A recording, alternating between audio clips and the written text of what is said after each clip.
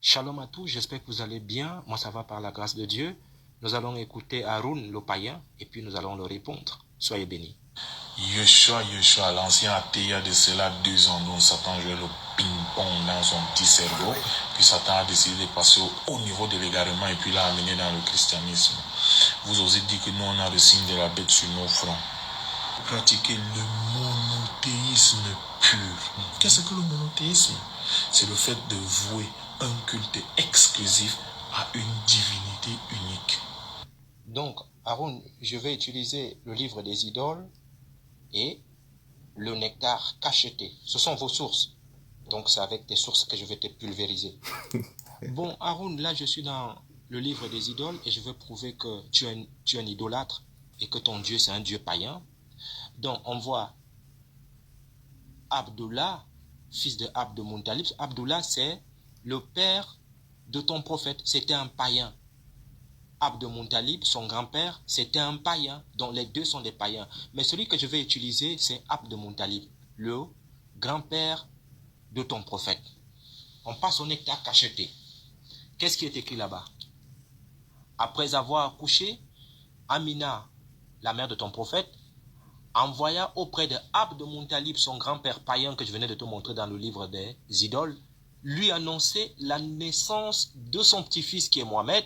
Réjoui par la nouvelle, il arriva, prit le nouveau-né qui est Mohamed, l'amena dans la Kaaba. Dans la Kaaba. Invoqua Allah, le Dieu païen.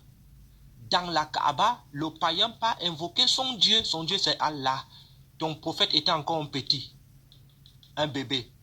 On est parti l'introduire dans la Kaaba et on a invoqué Allah, le Dieu païen, et on l'a remercié. Oui. C'est clair, c'est net et c'est sans bavure. Et donc, on continue. Il lui choisit le nom de Muhammad. Nom à l'époque inconnu des Arabes. Salam alaikum wa rahmatullah. Au fait, ce genre de personnes-là, il y a un verset qui leur correspond parfaitement dans le Coran. Allah Ta'ala nous dit dans la sourate 2, Summun, Bukmun, Umyun, Fahum la yarja'un. Sadaqallahu al-azim.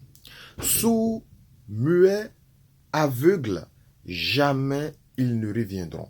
Parce qu'une personne qui a tous les livres que le musulman doit avoir, une personne qui a par exemple le Sahih de Bukhari, qui a le Sahih de Muslim, qui a des tafsirs, qui a le nectar cacheté, un trésor, malgré cela, il arrive à commettre des erreurs catastrophiques. Mais dans cette vidéo-là, on va lui donner un cours gratuit. Parce que ce que Haroun t'a donné comme enseignement, à vrai dire, il n'y a rien à ajouter. Mais nul n'est sourd que celui qui ne veut entendre ou comprendre. Donc, prends un stylo, prends une feuille, assieds-toi et prends un cours gratuit. Donc, ici, en l'occurrence, nous sommes dans le nectar cacheté à la page 52. On va le lire ensemble. Les religions des Arabes.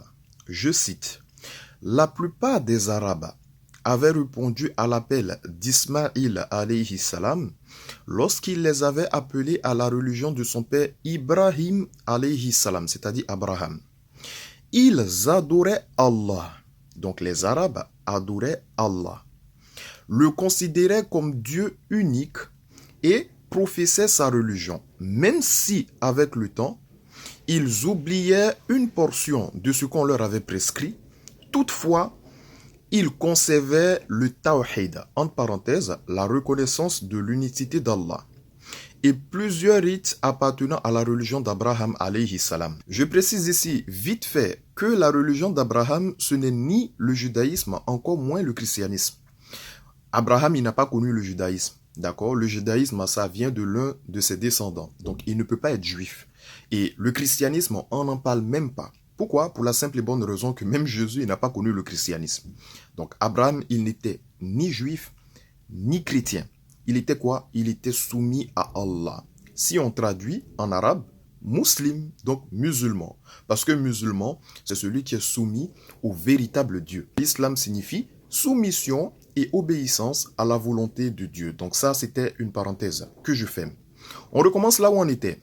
Toutefois, ils, c'est-à-dire les Arabes, conservaient le tawhid, entre parenthèses, la reconnaissance de l'unicité d'Allah, et plusieurs rites appartenant à la religion d'Abraham, jusqu'à l'arrivée de Amr ibn Luhay, le chef de Khuza'a.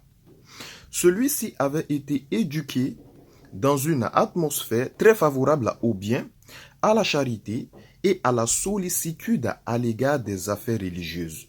Les gens l'aimaient, pensant qu'ils étaient des grands oulémas et des saints. Ensuite, Amr ibn Luhay, il fit un voyage en Syrie où il vit les gens adorer les idoles. Alors, il approuva la pratique et la crut être la vérité, parce que la Syrie est le berceau des messagers et des livres. Aussi revint-il avec Hubal, une idole, le mit à l'intérieur de la Kaaba, puis appela les Mécois à l'associationnisme. Ceux-ci répondit à son appel et fut bientôt suivi en cela par les gens de Hijaz, car c'étaient les dirigeants de la Kaaba et les responsables de Haram. L'une de leurs idoles les plus anciennes était Manat, etc., etc. Vous pouvez lire même jusqu'à la fin pour bien comprendre. Au fait, comme on l'a dit, on le répète, les Arabes, ils connaissaient Allah. Ils savaient que Allah était le créateur suprême des cieux et de la terre. Ils savaient que Allah était la divinité. Mais ils ont fait ce qu'on appelle le shirk. Donc à l'époque, ils pratiquaient la religion d'Abraham, qui était le monothéisme pur, le fait d'adorer une seule divinité, mais ils ont fini par associer à Allah subhanahu wa ta'ala. Et pourquoi ils associaient à Allah? La réponse est encore même dans le nectar cacheté. Ici, nous sommes en l'occurrence à la page 57.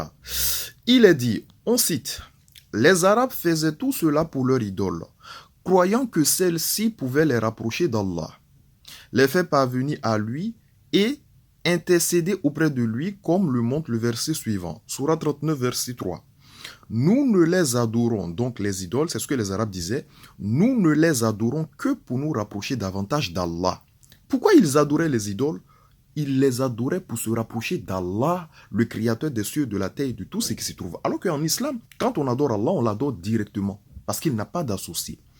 Dans un autre verset, Sourate 10, verset 18, il est dit, « Ils adorent au lieu d'Allah ce qui ne peut ni le nuire, ni le profiter. Et disent, ceux-ci, c'est-à-dire les idoles, sont nos intercesseurs auprès d'Allah. » Ils associent à Allah délibérément pour se rapprocher d'Allah, subhanallah, du shirk, de l'associationnisme. Mais justement, écoutez cela. Après avoir accouché, Amina, la mère de ton prophète, envoya auprès de Abd Muntalib, son grand-père païen que je venais de te montrer dans le livre des idoles, lui annoncer la naissance de son petit-fils qui est Mohamed. Réjoui par la nouvelle, il arriva, prit le nouveau-né qui est Mohamed, l'amena dans la Kaaba. Dans la Kaaba. Invoqua Allah, le Dieu païen. Donc, vous avez écouté ce que cet ignorant-là, il a dit. Quelque chose qui est simple, mais il a du mal à comprendre. Quand Abd Muttalib, il a pris le prophète Mohammed alayhi salatu wassalam et il est allé dans la Kaaba, qu'est-ce qu'il a fait? Il a invoqué Allah. S'il avait invoqué, en l'occurrence, dans ce cas précis, les idoles, c'était du shirk. Mais non, il a invoqué Allah, subhanahu wa ta'ala. Et tu parles de Dieu païen, de Dieu païen. Est-ce que tu sais ce que païen veut dire? Ça, je vais faire une vidéo spéciale là-dessus, donc attends-toi à ça. Mais en résumé, vous avez vu, pour quelque chose qui est simple, il a raconté des inepties, il a raconté des bêtises, même dans un livre qui est détaillé combien des erreurs. Et ne rigolez pas avec l'islam. L'islam, c'est une religion monothéiste où on appelle à adorer un seul Dieu qui n'engendre pas, qui n'a pas été engendré. Nul n'est égal à lui. Les Juifs disent, en dehors d'eux, ce sont les musulmans qui adorent le véritable Dieu.